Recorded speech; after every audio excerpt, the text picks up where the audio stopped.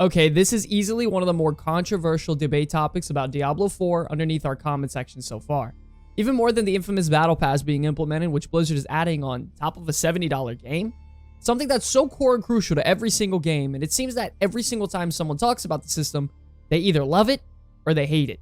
Before we dive too deep into this topic, ladies and gentlemen, don't forget to stick around until the end of the video to see how you can earn a free copy of Diablo 4 from the Comeback Kids. Back in the classic era of RPGs, people truly enjoyed the game and experience, either by themselves or with a group of friends more than anything. A magical time and place with limited knowledge bases, mindsets, and really the most fresh experience of gaming you could possibly have. A time before the internet made any question you had a simple answer by looking it up with a couple taps of your fingertips. It seems like nowadays people are always looking to compete with their peers at the highest levels, by either doing the top damage, running dungeons the fastest, finding the #1 builds, and really just having a more competitive nature involved in playing the game for the most part, more than anything. And with Diablo 4 coming out soon, achieving best in slot is going to be incredibly important if you want to do the hardest content. You know, nightmare dungeons, world bosses, open world events, all of that to achieve the most unique and best equipment in the game. Now, what makes this so controversial? Well, it's how you actually get this gear that is best in slot. Diablo 4 is going to have a personal loot system, which means loot is going to be generated separately per player, similar to previous Diablo titles. Now, like most games, there is a loot rarity system ranging from normal and magical items, going all the way up to legendary and unique items. Every single player that's not the casual player is going to be asking, what's the best in slot gear, and how in the world do I get it? To understand how to get your best in slot, you need to understand how this new item rarity system will work in Diablo 4. A massive change is going to be the fact that when you acquire a legendary item, you can strip it completely of its legendary aspect or legendary effect at what is called the Oculus. If you do this, it will destroy the legendary entirely and will allow you to place it on any other legendary or rare item of your choosing, turning that rare into a legendary. Now, why this is so important is because rare items and legendary items have a different number of affixes on them. Legendary items contain 5 affix roll slots, or stat bonuses if you played other games. Legendary items contain 5 affix roll slots, but one of those slots automatically has to be taken up by the legendary roll aspect. So they contain 4 affix rolls and 1 aspect slot. On rare items, however, you can have a total of 5 rolls on top of having a legendary roll aspect. So let's say you have a rare item with 5 affix rolls on it.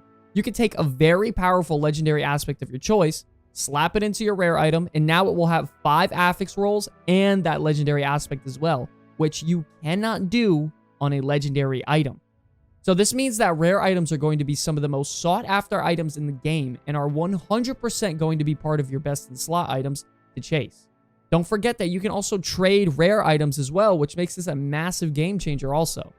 Now, this way of achieving best in slot has really split the community into a little bit of a controversy. On one hand, you have people who are for the system, which they believe it allows for hardcore players to min-max a lot further, rather than just chucking a best-in-slot legendary on.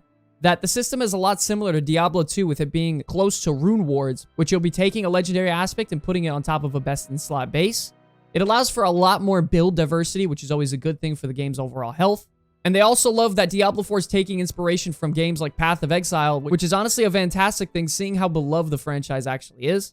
And there's also more content in that you have to grind out rares as well as legendary aspects also. The massive controversy is that some people are all for this system because it almost feels similar to how the rune system was in Diablo 2. But instead of you farming a specific rune, they're just replaced with high roll legendary aspects.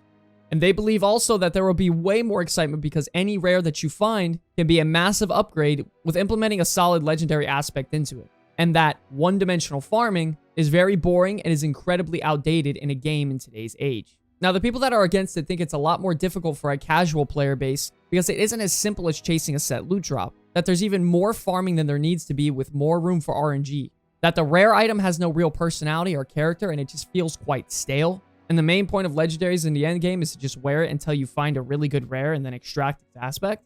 The people that are against this system believe that best in slot is not being something that you chase and grind for, it's rather than just being rolled on with RNG. And that it's incredibly tedious, the fact that you have to pick up every single rare you see and hope for that 5 affix slot RNG god piece, and that it's going to be incredibly tedious even more when you're searching for that best in slot piece when you only have a couple pieces left to get. Now listen, both sides bring up some very compelling arguments, I'm not gonna lie, but you know, there's always going to be the case in anything you do that if a system isn't broken, why fix it? Or better yet, in this case, why reinvent it?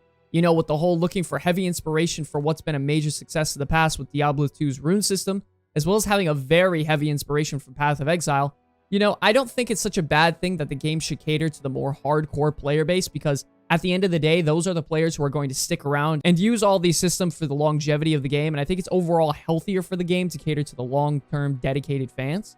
But then there's also this side of me in the back of my head that what if Blizzard, they somehow met in the middle with allowing for there to be a crafting system with its own endgame currency that allows you to re-roll maybe an affix or two on a specific rare item. So then it's not really so heavily RNG based. But something that would scare me about that with Blizzard Entertainment would be with them doing systems with currency locked behind RNG, because I'm not going to lie, that would be a very great way for them to capitalize and make money off of something like that.